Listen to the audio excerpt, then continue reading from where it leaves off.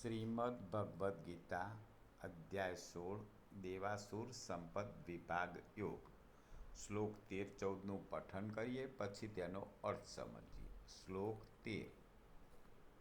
ઇદમદ્ય મયા લબ્ધમ ઇમં પ્રાપ્સે મનોરથમ ઇદમસ્તિદમપી મે ભવિષ્યતિ પુનર્ધનમ. અર્થાત અસુર વૃત્તિના લોકો વિચાર્યા કરે છે કે મેં આજે આ બધું મેળવી લીધું, હવે આ મનોરથો પણ પાર પાડીશ. મારી પાસે આટલું ધન છે ને હજુ પણ વધુ થશે.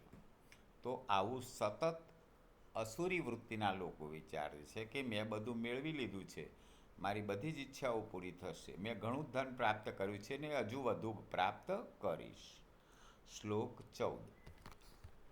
અસો મયા હત શત્રુઃ હનિષ્યે ચાપરાનપી ઈશ્વરોહમહં ભોગી સિદ્ધોહં બલવાન સુખી.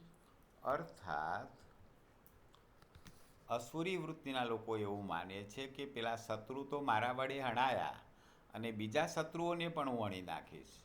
હું જ ઈશ્વર છું, ઐશ્વર્યને ભોગવનાર છું, હું સઘળી સિદ્ધિઓથી યુક્ત છું, બળવાન અને સુખી છું, તો હું જ સર્વસ્વ છું, એવું અસુરી વૃત્તિના માણસો માને છે. જય શ્રી કૃષ્ણ.